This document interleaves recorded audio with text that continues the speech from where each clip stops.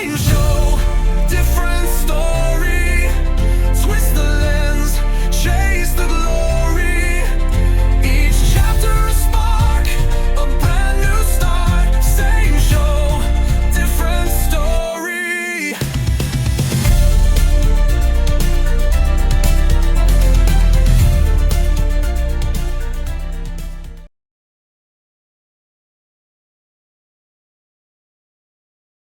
Thank you for joining me again for Same Show, Different Story.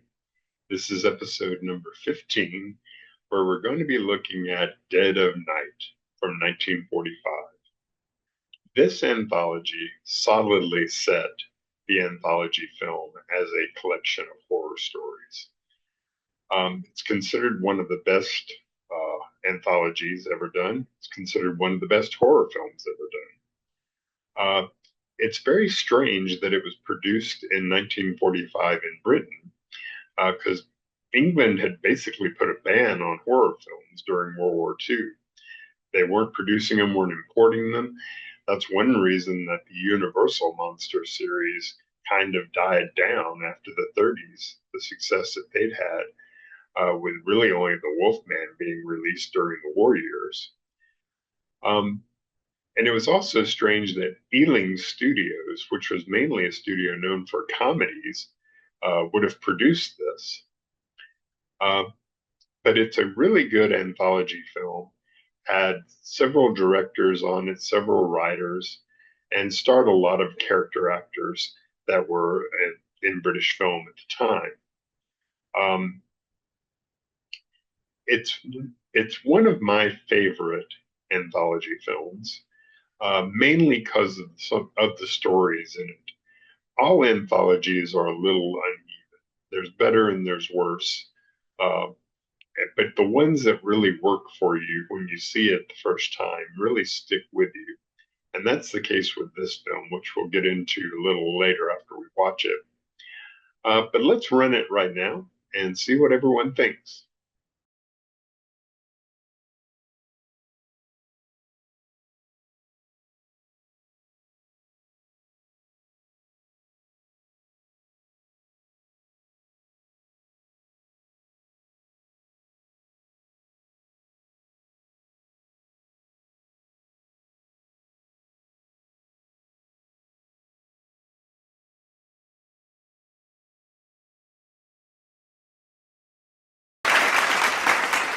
Thank you. Thank you, ladies and gentlemen. And now my assistant will recap the film. Our protagonist, Craig, arrives in a very tiny car at an adorable Tudor country home. He's welcomed by the owner, ushered inside, and introduced to 5 other guests. But Craig's got the heebie-jeebies because he claims to have met them all before in a recurring nightmare. Something terrible is going to happen here tonight, but he doesn't know what exactly.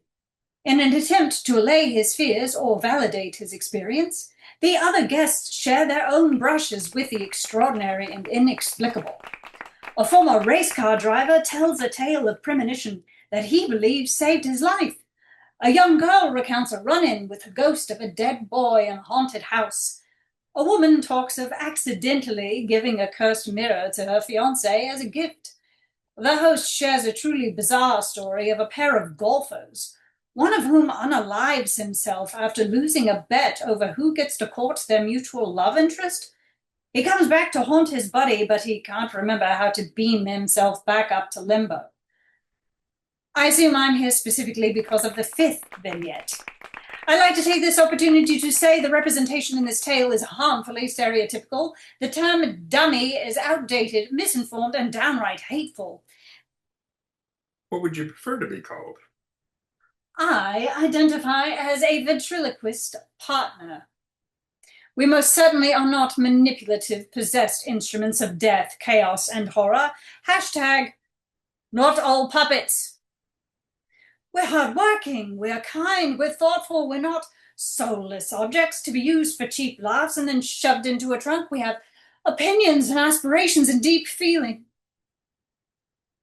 Anyway, a psychiatrist spins a yarn about a ventriloquist who spirals into madness, jealousy, and attempted murder when his partner considers leaving the act for another ventriloquist.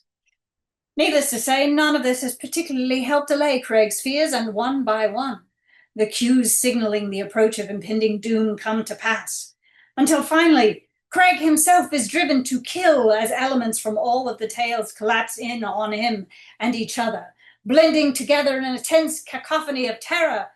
But then, Craig wakes up from another repetition of his nightmare. He gets a phone call inviting him out to a quaint country home that needs renovation. His wife thinks it will be good for him to get him out of this head and thinking about something else. So he gets in his tiny little car, and the end becomes the beginning. Say, you wouldn't leave me for another ventriloquist, would you? Oh, of course not, darling. You know I love you.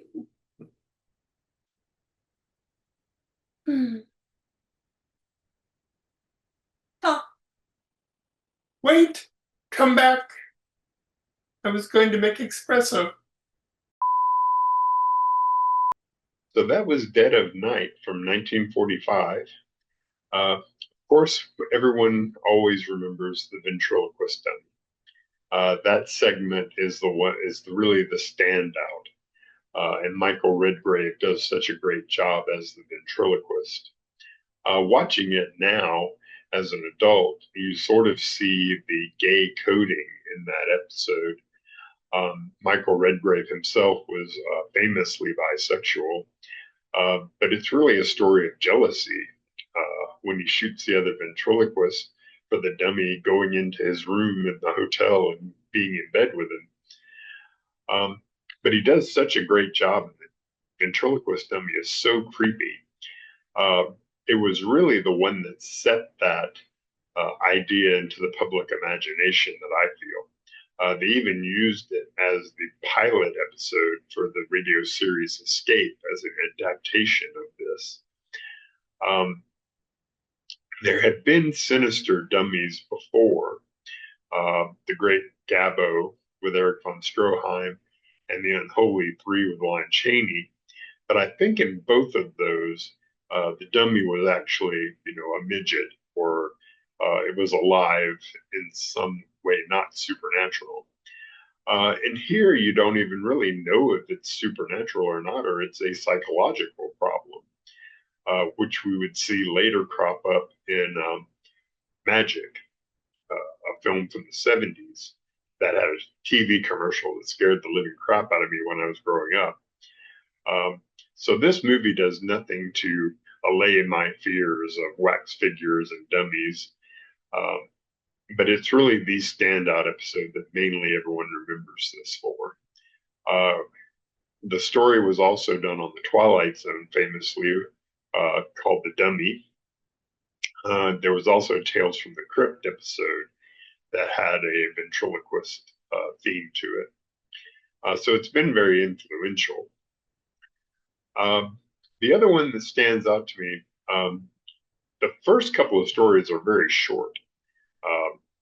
The hearse driver one with the race car driver is based on a short story called The Bus Conductor. And it's sort of an urban legend type story, because I remember seeing it in a book of scary tales when I was younger, where it was an elevator, where the person dreams of being told there's room for one more in a hearse, and then later he's about to get on an elevator, and the elevator operator tells him there's room for one more, which causes him to not get on the elevator, and the elevator plunges and kills everybody. Also, this was done as an episode of The Twilight Zone called 22. And if you haven't seen that one, that version of it's worth checking out as well. In that case, it's an airplane instead of a bus. But it's also one of the episodes of The Twilight Zone that was shot on videotape, which gives it sort of an eerie quality to it, as opposed to film version. It's got a very stark quality to it. And that one always stuck with me as a kid as well. The Christmas party one, also a very short, sort of little shocker. Strangely enough, based on a real life crime.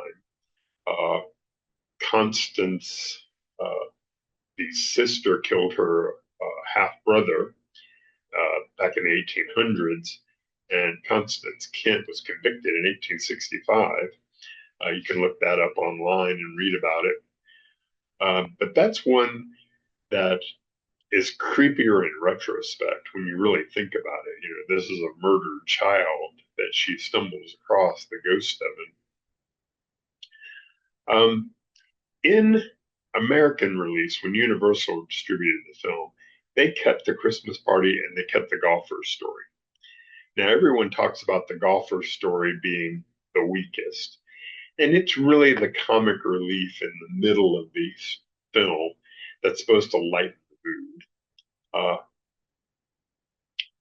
The characters in that one are portrayed by Basil Radford and Aunt Wayne, and basically they're still playing their characters of Charters and Caldecott, who are famous from Alfred Hitchcock, The Lady Vanishes, which also starred Michael Redgrave. Charters and Caldecott, sort of that comedy team, show up in a lot of different films. Here they're called Parrot and Potter, but they're basically the same characters. And they were very popular in British films, so it kind of made sense to put them in there. It is the weakest part of the story. It's basically a genuine joke. But it does lighten the mood and sort of delay the inevitable, because there is a heightening of stories as you go along, which you'll see in a lot of anthologies, where they start off with the shorter ones. There's a comic relief, and then they start getting into the really intense ones. The Haunted Mirror one, you see that show up later. There's a British anthology called From Beyond the Grave that's about haunted antiques that has a mirror story that's very similar. So that version kind of pops up every so often. Like I said, when Universal released it, they cut out the Christmas party and the golfer's story, which kind of led to a little bit of continuity problems, because he says he attacks the girl later in the story, and he does in his dream sort of delirium, where all of the stories are collapsing in on him, the guy we're following at the very beginning. And that circular sort of plot became very influential on a number of later films, where the beginning and the end are basically the same, and it's just going over. And the question, of course, comes at the end when you finish watching it. Is this now the real thing that he's going into, or is he just still dreaming? Is this just a recurring nightmare that's going over and over again?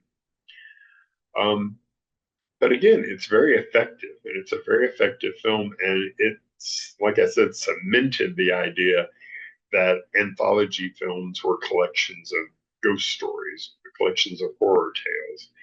And especially in Britain, that's kind of what it became.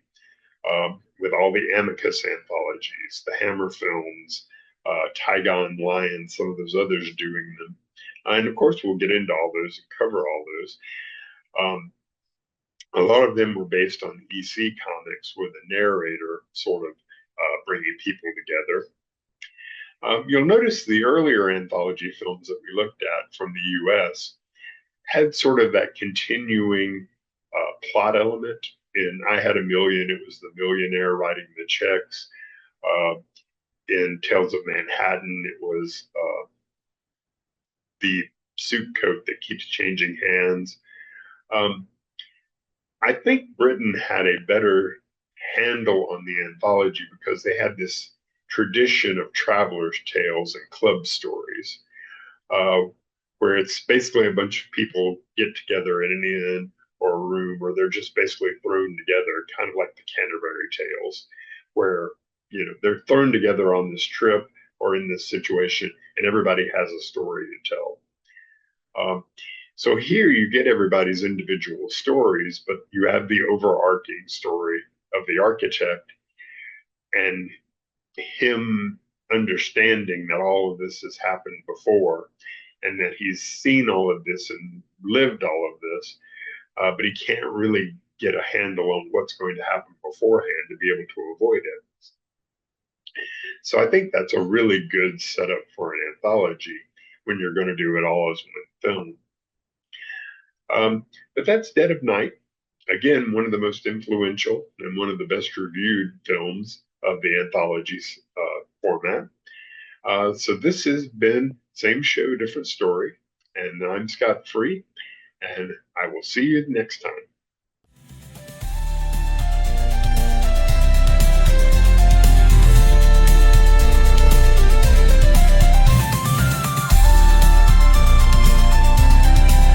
Same show, different story.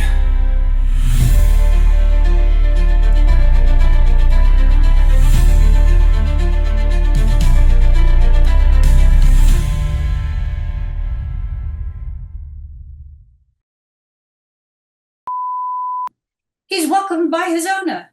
His owner. Don't know. He's not a dog.